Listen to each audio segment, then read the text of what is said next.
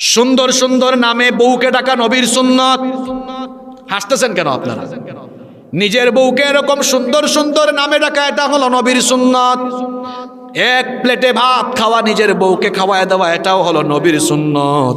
আম্মা জান আয়েশা রাদিয়াল্লাহু আনহা বলছেন, আমি যখন কোনো হাড্ডি বা মাংসের টুকরা চাবাতাম, আল্লাহর নবী আমার হাত থেকে সেটা কেড়ে নিয়ে যে জায়গায় ঠুট লাগিয়ে আমি খেতাম, ঠিক ওই জায়গায় ঠুট লাগিয়ে আমার নবী খাওয়া শুরু করতেন।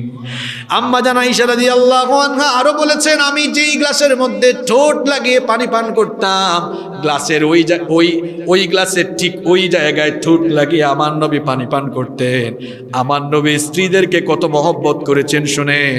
আমার নবী যখন দুনিয়া থেকে চলে যাচ্ছেন, কষ্ট হচ্ছে বুঝছেন আপনারা?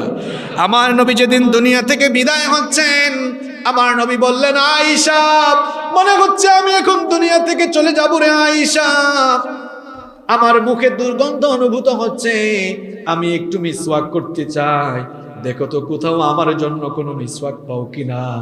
আম্মা জান আয়েশা রাদিয়াল্লাহু আনহা তিনি একটা মিসওয়াক জোগাড় করলেন। মিসওয়াক এনে তিনি বললেন, ওগো আল্লাহর নবী, আপনার জন্য মিসওয়াক আমি রেডি করেছি। নবীজি তখন বললেন, ও আয়েশা, আমি কিছুটা দুর্বল হয়েছি, শোনো, মিসওয়াকের মাথাটা একটু চিবিয়ে দাও।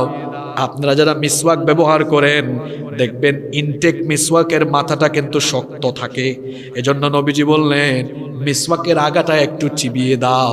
আম্মা জান আয়েশা রাদিয়াল্লাহু আনহা মিসওয়াকের আগাটা তিনি চিবালেন। কোনো কিছু চিবালে সেখানের মধ্যে মুখের লালা লাগে কি লাগে না? আরো জোরে বলেন। মিসওয়াকটা চিবিয়ে তিনি নবীজির হাতে দিলেন। আল্লাহর নবী মিসওয়াকটা হাতে নিয়ে বললেন, ও আয়েশা, মিসওয়াক দিয়ে আমি মিসওয়াক করব পরে, তোমার মুখের যে লালাগুলো মিসওয়াকের মধ্যে লেগেছে সেগুলো ভালোবেসে আমি চুষে চুষে খাবো আগে। বুখারীর হাদিস এটা দেখেন, রোমান্স। এখন তো নায়ক নায়িকার কাছ থেকে আপনারা রোমান্স শিখেন। এমন এমন লোকদের ফলোয়ার কিছু কিছু যুবক হয়েছে, এদের চরিত্র এমন, বিয়া করে 4 বছর আগে লুকায়া বাচ্চা হওয়ার পরে খবর পাওয়া যায়, আছে না নাই? যুবকরা এখন ফলো করে মেসিকে আর নেইমারকে।